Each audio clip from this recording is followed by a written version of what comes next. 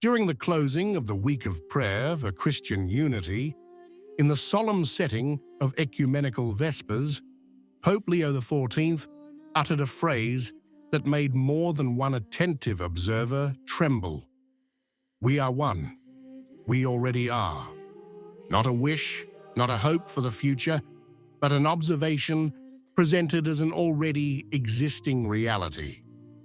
A statement that, due to its theological weight, cannot be archived as poetic language or rhetoric of encounter.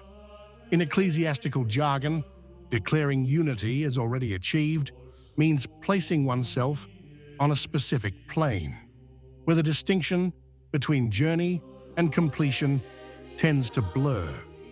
The pontiff did not speak of unity to be built, nor of a goal to strive for through conversion and a return to full communion in faith.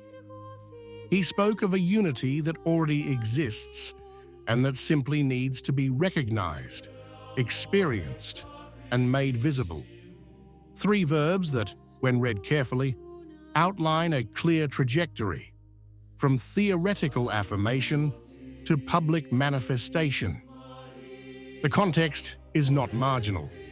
Ecumenical Vespers falls within the week of prayer for Christian unity, but the language used goes beyond the traditional scope of common prayer.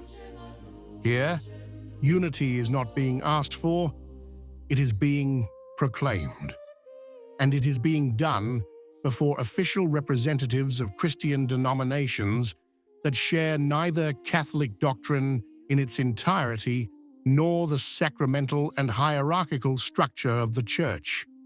Among those present were representatives of the Ecumenical Patriarchate of Constantinople, the Armenian Apostolic Church, and the Anglican Communion.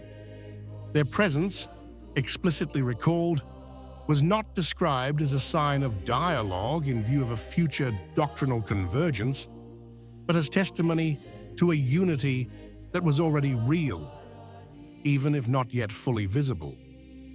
This is where the first critical point arises.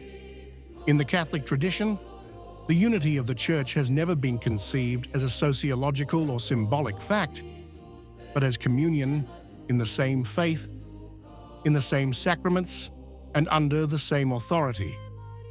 Declaring unity before openly addressing doctrinal differences means overturning the classical order. No longer truth as the foundation of unity, but unity as the starting point to be made visible. Leo XIV's speech is explicitly in line with his predecessor. The pontiff quoted Pope Francis, recalling that the synodal journey of the Catholic Church is and must be ecumenical, just as the ecumenical journey is intrinsically synodal. This is not a simple analogy, but a true structural equivalence. This overlap between synodality and ecumenism represents one of the most delicate passages of the intervention. Synodality, born as a method of listening within the Catholic Church, is presented as a space shared with Christian communities that do not recognize the Catholic magisterium or the Petrine primacy in its traditional sense. It is no longer simply a matter of dialogue, but of developing ecumenical synodal practices. Here too, the language is precise. It's not about casual encounters, but about practices, structures, dynamics, processes. Synodality is not described as an internal pastoral tool, but as a common ground on which to grow together, mutually understanding each other's synodal structures and traditions. A formulation that suggests mutual learning, almost a methodological contamination. The reference to the assemblies of the Synod of Bishops of 2023 and 2024 reinforces this impression. The pontiff emphasized how these assemblies were characterized by a deep ecumenical zeal and enriched by the presence of numerous fraternal delegates. This element was presented as an added value, not an exception. From this perspective, the participation of non-Catholics in synodal processes no longer appears as a symbolic gesture, but as an integral part of a new way of understanding ecclesial governance. These are not silent observers, but presences that help shape the climate, language, and priorities of discernment.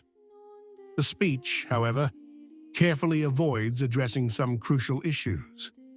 There is no reference to the need for conversion to the Catholic faith as a path to full unity. Doctrinal differences regarding sacraments, priesthood, morality, or authority are not mentioned. Everything seems to be situated on an experiential and relational level, where unity is experienced before being defined. The choice of verbs is revealing. Let's recognize it. Unity would already be present, but not taken seriously enough. Let's experience it. Unity becomes experience, shared experience, practice. Let's manifest it. Unity must be made visible, displayed, almost exhibited as a prophetic sign for the world. But visible at what cost? And above all, visible on what basis? The speech never makes an explicit reference to revealed truth as the ultimate criterion of unity. The axis seems to be shifting from doctrinal adherence to a shared path. The location chosen for these statements adds a further symbolic layer. The Basilica of St. Paul, outside the walls, preserves the memory of the apostle to the Gentiles, the convert par excellence. Paul did not build unity by attenuating the truth, but by proclaiming Christ crucified as scandal and folly. Yet, in the papal address, conversion remains in the background, while the common journey occupies the center. Finally, the reference to the future further broadens the horizon. Leo XIV linked this ecumenical synodal process to the preparation for the 2000th anniversary of the Passion, Death, and Resurrection of Christ.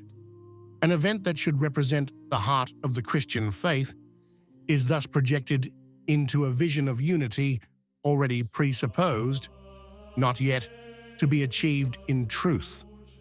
This is where many observers speak of a turning point, not so much for what is being done, but for what is being taken for granted. Unity, not as an eschatological goal to be pursued with fear and faithfulness, but as a present reality to be organized, structured, and made visible through shared practices. A paradigm in which ecumenism is no longer oriented towards a return to Catholic unity, but towards the management of a reconciled plurality on the path to progress. The words spoken at St. Paul, outside the walls, thus mark a transition, not an isolated incident, but a coherent part of an ecclesial vision that considers unity as an established fact and synodality as a common space even beyond the visible confines of the Catholic Church. It now remains to be seen whether this approach will be further developed or whether it will open up increasingly evident tensions within the Church. Certainly, after these words, it's no longer possible to pretend that this is merely pastoral language. At stake here is a conception of unity, of truth, and of the Church itself. What do you think? If you liked the video, comment, Amen. God bless you.